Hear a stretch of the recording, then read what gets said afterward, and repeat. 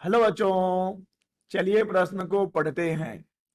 एक इंजन सीटी बजाता हुआ एक स्थिर श्रोता की ओर 110 मीटर प्रति सेकंड की गति से आ रहा है। इंजन के आते समय तथा जाते समय श्रोता द्वारा सुनी गई स्वर आवृत्तियों के अनुपात का परिकलन कीजिए। तो चलिए बच्चों, सबसे पहले हम लिख लेंगे मूल अवधारणा।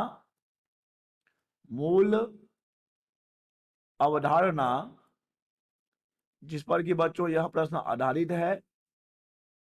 बच्चों यह प्रश्न आधारित है डॉपलर प्रभाव पर। डॉपलर प्रभाव बच्चों, डॉपलर प्रभाव ध्वनि तरंगों में भी होता है और डॉपलर प्रभाव प्रकाश तरंगों में भी होता है। बच्चों यहां पर हम बात कर रहे होंगे ध्वनि में डॉपलर प्रभाव की। तो चलिए बच्चों, पहले हम समझ लेते हैं कि क्या होता है डॉपलर प्रभाव। जब कभी ध्वनि स्रोत और श्रोता के बीच आपेक्षिक गति होती है, जब कभी ध्वनि स्रोत और श्रोता के बीच आपेक्षिक गति होती है, तब श्रोता को ध्वनि स्रोत की आवृत्ति में परिवर्तन प्रतीत होता है।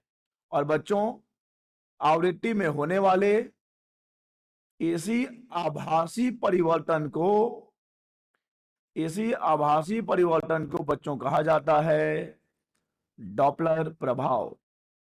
तो चलिए एक बार समझ लें कि क्या है डॉपलर प्रभाव। फिर से समझ लें कि जब कभी ध्वनि स्रोत और श्रोता के बीच क्या होगा बच्चों, आपेक्षिक गति होगी, तो हमारे श्रोता को ध्वनि स्रोत की आवृत्ति बदलती हुई प्रतीत होगी।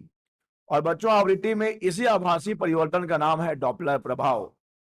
मान लीजिए बच्चों कि हमारा ध्वनि स्रोत न्यू आवृत्ति की तरंगें उत्पन्न कर रहा है, परंतु हमारे श्रोता को आवृत्ति जो प्रतीत हो रही है वो न्यू डैश है। अतः बच्चों यहां न्यू हो जाएगा वास्तविक आवृत्ति, न्यू डैश हो जाएगा आभासी आवृत्ति। और हम जानते हैं बच्चों कि आभासी आवृत्ति और वास्तविक आवृत्ति का जो अनुपात होता है वो होता है V प्लस माइनस VO बटे V प्लस माइनस VS। ठीक है बच्चों, तो यहां पर हमने लिख लिया है आभासी आवृत्ति और वास्तविक आवृत्ति का अनुपात, जो कि बच्चों ध्यान से देखिए, जो कि किसके बराबर है, ध्वनि का वेग है श्रोता के सापेक्ष बटे ध्वनि का वेग है स्रोत के सापेक्ष।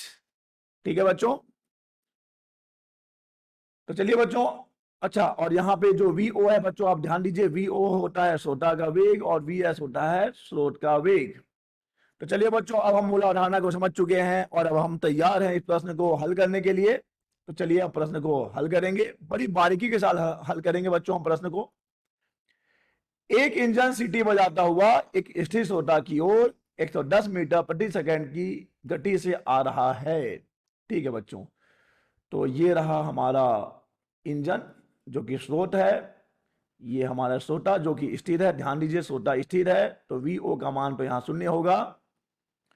और हमें हमेशा ध्वनि का वेग स्रोत से श्रोता की ओर लेना होता है। बच्चों यहाँ पे दो स्थितियां लेनी होंगी, एक जब वो श्रोता की ओर आ रहा है और दूसरी जब वो श्रोता से दूर जा रहा है। तो चलिए हम इन स्थितियों को नाम ले लें। पहली स्थिति जब वो श्रोता की ओर आ रहा है और दूसरी स्थिति बच्चों जब वो श्रोता से दूर जा रहा है। वेग समान है बच्चों, यहां पर ध्वनि स्रोत का वेग दे दिया गया है 110 मीटर प्रति सेकंड, 110 मीटर प्रति सेकंड। चलिए बच्चों, हम जानते हैं कि आभासी आवृत्ति क्या होगी। पहले हम बात कर रहे हैं जब वो आ रहा है, यानी हम बात करते हैं बच्चों आते समय मान लीजिए बच्चों आते समय जो आभासी आवृत्ति है वो ν1 है, और जब वो दूर जा रहा होगा तब आभासी आवृत्ति हम ν2 ले लेते हैं।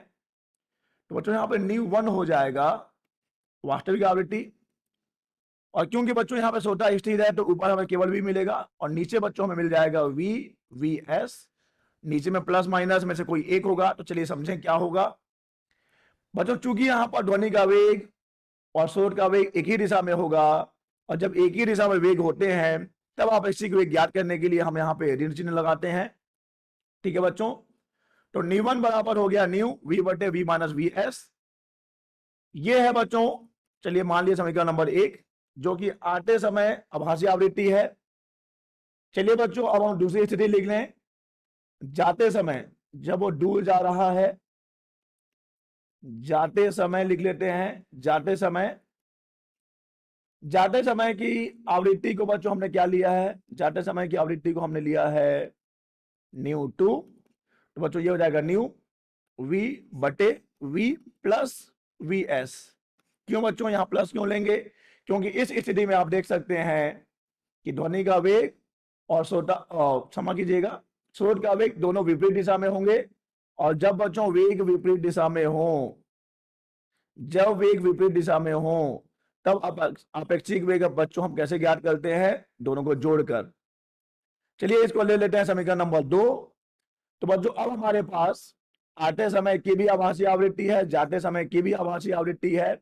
हमें इन दोनों का अनुपात ज्ञात करना है, हम दोनों को भाग दे देंगे बच्चों। चलिए भाग दे देते हैं। तो बच्चों हमें न्यू1 बराबर मिल जाएगा, न्यू1 बटे न्यू2 बराबर मिल जाएगा। ऊपर में न्यू है बच्चों, तो ये हमें मिला हुआ है v माइनस वी एस बटा बच्चे हमें मिला है न्यू v बटे v प्लस वी एस। देखिए बच्चों यहां से क्या कट जाएगा, यहां से न्यू और न्यू की कहानी खत्म, यहां से v और v की कहानी भी खत्म। तब बच्चों हमें मिल रहा होगा न्यू1 बटे न्यू2 बराबर, बच्चों हम जानते हैं हर का हर अंश बन जाता है, तो ये हो जाएगा v प्लस वी एस भागित v माइनस वी एस।